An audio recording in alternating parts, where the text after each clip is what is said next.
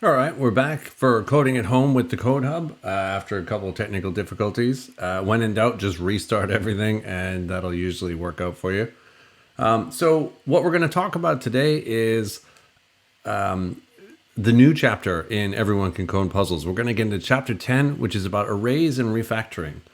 So, yesterday we had a brief video about, as I mentioned just before, about reading code. You can now get that on the kids.code playlist on YouTube. It's worth a watch. It's very short and it's devoid of most technical difficulties. So it's worth kind of going through to remember how you read different statements that we've been working with, like if statements or while conditions. And it's just a handy refresher to have close by to rewatch and say, oh, okay, now I know how to go approach this particular problem, approach this particular code that I need to read. So let's go straight to the iPad today.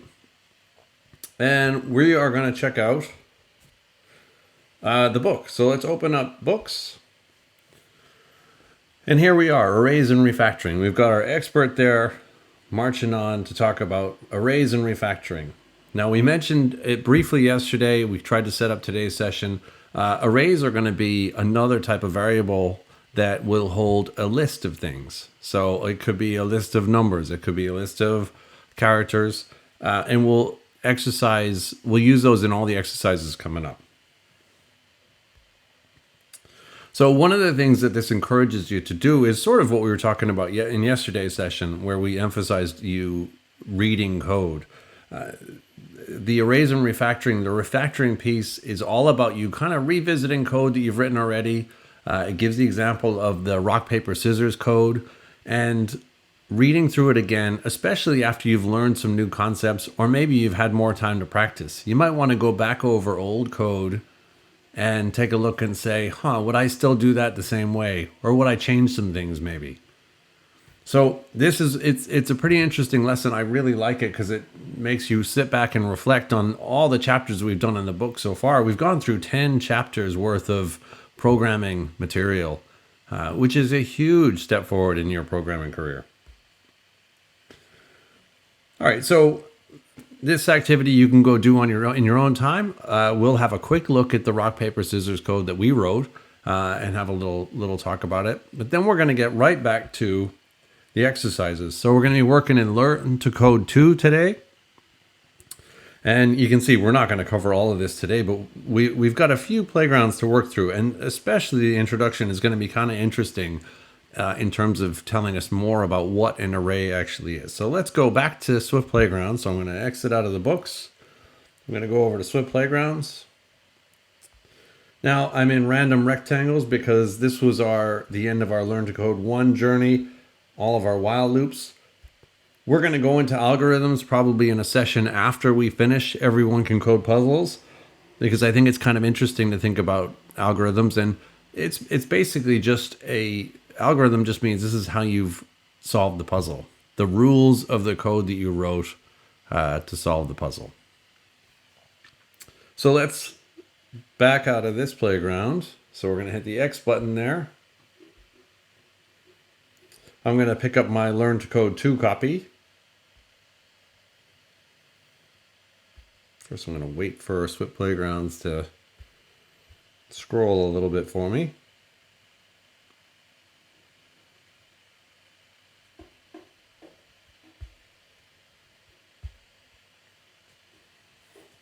There we go. All right, so we've got my Learn to Code copy 2, copy 3. We're going to open up this playground. And you remember, this is where we left off. We were working with functions with parameters in this particular one, and we were placing items in the world. So let's see. So we did a few playgrounds here. What we're mostly interested in here are arrays. So let's go find arrays. It's below world building. And we're going to go tap on the introduction. Go back to rock, paper, scissors in a second.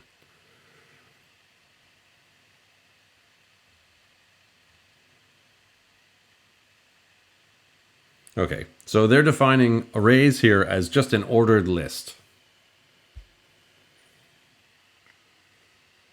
We use a food analogy because we're pretty good at those. We tend to identify with those.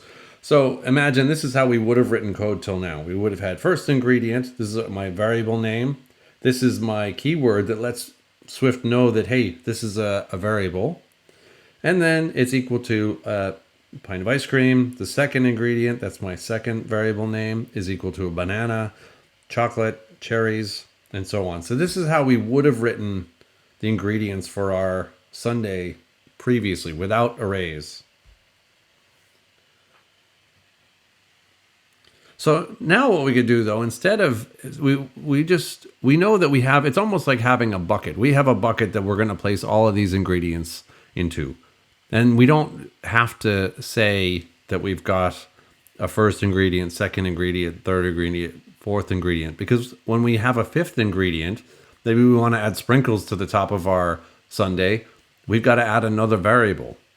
Well, if we use something like this is an array, and you may have seen this before in the rock, paper, scissors playground. These square brackets basically are like my bucket. They contain all of my items in an array. So now we have a new variable, and that variable name is ingredients. So it's nice, it's a bit more generic than just first ingredient, second ingredient.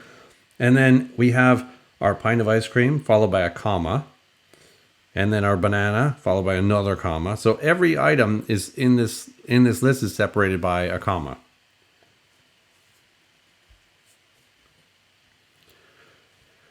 So this is where we get into some kind of funky computery kind of stuff. So the way we refer to these items, because now we can't say first ingredient, second ingredient anymore, because we've decided to put them all inside an ingredients array. The way we would access those values, because remember, the thing that about variables that's interesting is the value that's stored in the variable. We would use these numbers here to access the items in an array. Now, we said up front that an array is an ordered list. Well, it is, and it starts with 0, 1, 2, 3.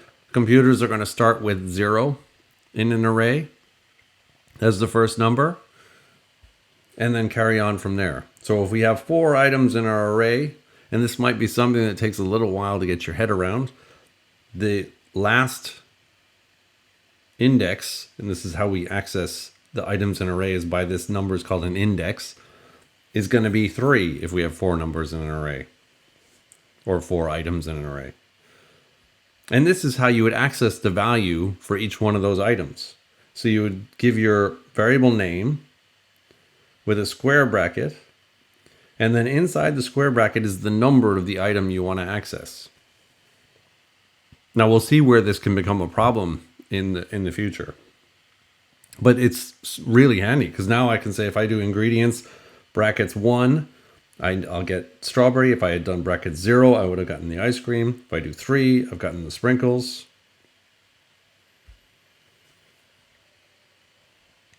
So this is a little explanation about why 0 is the first item there. Kind of similar to what we just said. So when you have an array, because that's a type built into Swift, it gives us a lot of cool extra functionality, which for our purposes, all that means is that we have these nice methods that we can call on an array, like remove or insert. So in this case, when we call ingredients.remove at, remember this is the parameter for our function, 2, it'll remove the cherries. We have ingredients.append. And when we append something, it just means add this to the end of the array. No matter how many items are in here, just go to the very end and add one more to the end. So this is how, in our previous example, if we wanted to add a 5th ingredient, maybe chocolate syrup, we would just do ingredients.append chocolate syrup. And then if that's not enough, if we don't want to add it to the end, because this is an ordered list, maybe the order in which we apply these ingredients matters, we might want to say, actually, I want to insert it after the ice cream, but before the banana. Then I would use ingredients.insert And then I pass it the item to insert with a comma, because this lets me use multiple parameters to my function. If you remember back to our functions with parameters lesson, at, and then the index that you want to add it at. And when we're talking about arrays, we'll use index a lot. That's basically just the number its place number in line. So imagine that first person in line is 0. The next person in line has a 1, 2, 3, 4.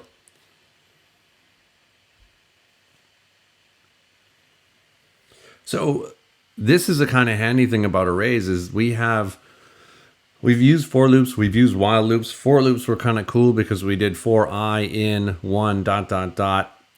6. Well, what that was doing under the hood was that was creating an array from those numbers, from 1 to 6. So what we can do with arrays is we can say for item in ingredients. And what'll happen with this loop is for each one of these items, so for ice cream, for the banana, for chocolate, for sprinkles, for cherries, it will loop through this array and it'll start at the first one. So it'll do the ice cream first. We'll place this item in the bowl. So we use this item here that we define in our for loop as a variable inside of our loop. And we'll actually see this in action. Swift Playgrounds is really good for letting you see what's happening with this item as you loop through it. So there we go. The item becomes a banana, becomes the chocolate, becomes the sprinkles, becomes the cherries. This is where I really like this instruction, especially this last visualization, because it's a really good way to keep it in your mind. Okay, this is what's happening when I use a for loop with an array. So with that introduction, this is another really massive topic. So your head might be spinning a little bit right now. We're going to walk through the very first playground with arrays and see how we get on.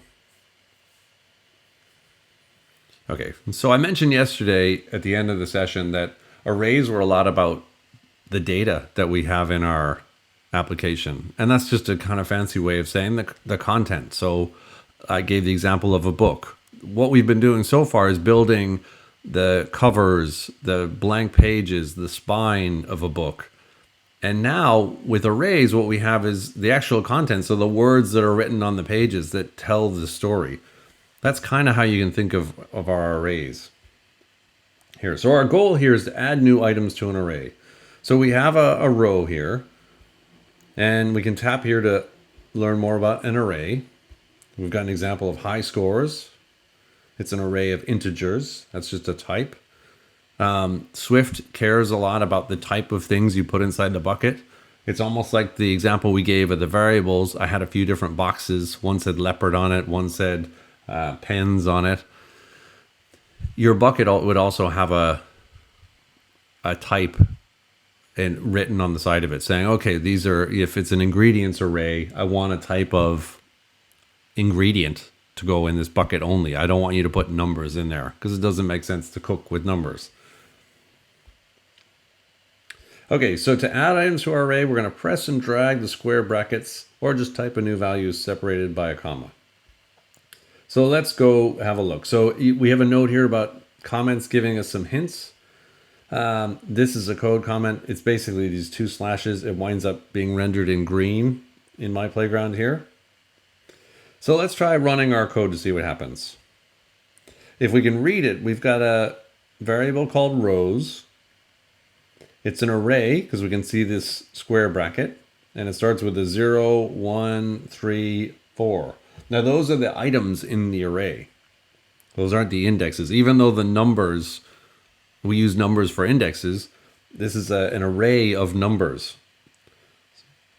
So let's see. So it places a character on each row in rows. All right, so let's try this. We're going to place characters at rows. So let's run this code. This is a function that they've defined inside the Swift Playground. Let's see what it does. Okay, well, from watching what just happened, it looks like, and I can tap on these and find out, oh, that's 02, that's 01, that's 00, 03, 04, and 05. So if I look at this, I can see that we placed the character byte at 0, 0, 1. Didn't place one at 0, 2. Placed one at 0, 3. Placed one at 0, 4. And didn't place one at 0, 5. Okay, well, I think my goal here is to fill each one of these tiles with a byte character. So let's see. We can change our array, because I think what we're looking for is the missing number. So we're missing one at 0, 2, if we tap on it. And here at 0, 5. So let's tap on our array. Now we can hit the add item button. We can drag on these 2 dots to add more items. Now let's see. I want to have a character show up at 0, 2. So let's try just typing 2 to see what happens there. And then we also want one to show up at 0, 5.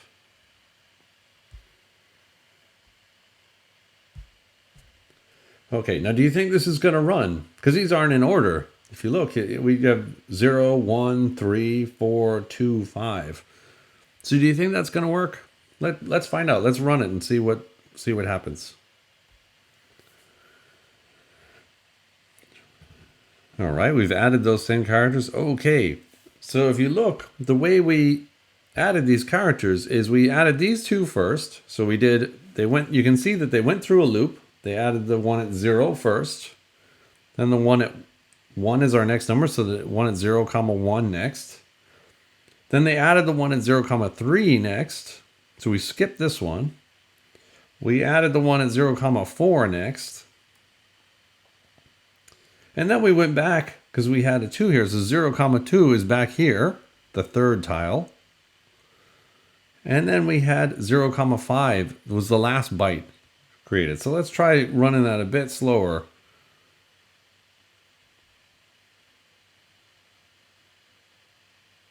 There we go.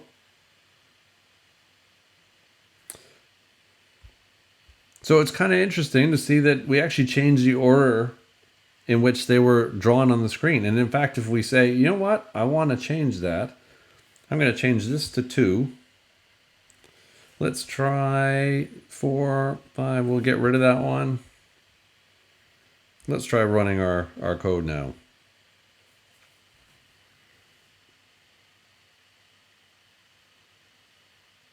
Okay, way better. Kind of happened in order that time. You'll note that I missed a 3.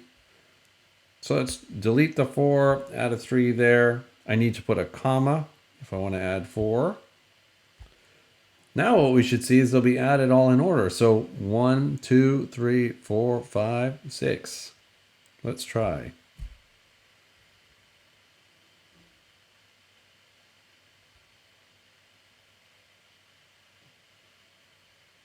Okay. So that's not bad. We've got this one kind of solved. We added some items to an array. Now, what would happen, just for kicks, if we went and we said, all right, let's add item 6. Let's see if we can add a byte off in space at the end. I'll run my code. So there's byte. Ooh, kind of interesting that we were still able to add a character off the end.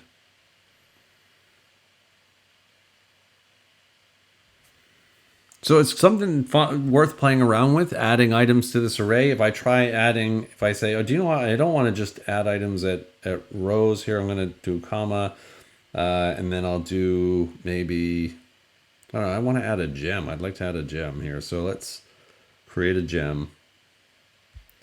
Now, if we try to run our code, we're not going to be able to run it. We have a few dots here. So it gave us some kind of cryptic language here as parentheses any. So this is where Swift expects a certain type of item to be inside this array. And you can see all of these are the same. They're all numbers. A bit like the old Sesame Street song. One of these things is not like the other. we need to have them all the same, especially for our exercises now. So we'll see that in the other playgrounds. So if you want, you can play around tonight with some of these extra puzzles. Well, we won't go into iteration exploration yet. We'll do some of these tomorrow. So probably these 3 tomorrow. What we're going to do now is we're going to X out of this. And we're going to go back to our rock, paper, scissors exercise.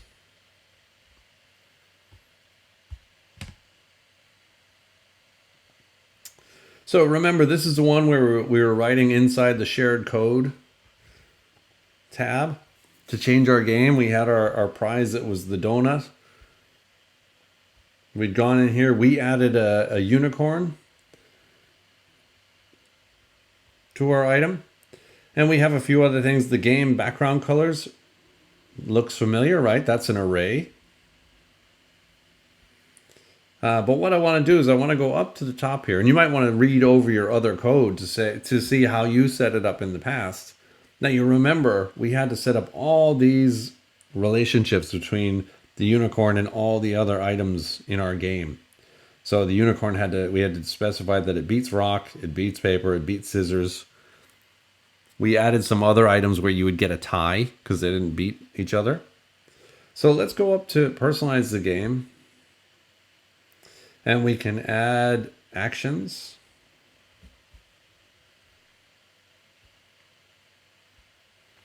So we have a sad panda. And you can see here that we're looping through the actions, the game.actions variable or property on the game instance is an array. So we can actually use a for loop to say, hey, for each action in the game's actions, we're going to say that all of these actions beats the sad panda. So let's try running this. So I can pick the sad panda because that's my new action that I added to this game. So if I hit go, what do you think is going to happen? If we've looped through all of the other game actions and we've said that action beats sad panda, let's try it out. Ooh, I lost. And you remember it only plays 1 for me because I changed in shared code. I went down to the bottom and I said, I only want 1 round to win. So whoever wins that first game is going to win the round. So let's go back to the other code with sad panda. And let's try again. We'll hit go. We'll be the sad panda again. Lost again. Now I could fix that. I could make the sad panda actually pretty amazing. So as I'm doing this loop here, I'm looping through, and for every action, so if we look here, if we hit try again, we can see all the actions available. So there's rock, paper, and scissors, and unicorn. Because if you go to shared code, we added here, we said, let rock equal game.add action, fist, let paper equal game.add action, high five, scissors, scissors, and then unicorn as the unicorn emoji. And then we went through, and for each one of these variables, we said, hey, they're going to beat the scissors. So what we're doing when we have this game actions loop is we're actually looping through each one of those. So we're saying, all right, rock, paper, scissors, unicorn, and then we also have, if we go back to the bookmark there, we also have sad panda as an action now. So if we flip this and we say, do you know what? Let's delete that. Let's actually make sad panda unbeatable. So we're going to change it so that sad panda beats every action. So this is going to go through in a loop and say, okay, so for the first action is going to be rock, because that was the first action in the actions array. We're going to say sad panda beats rock. The next one is going to say sad panda beats paper. The next one will be sad panda beats scissors, and so on. So if I pick sad panda now, if I run my code,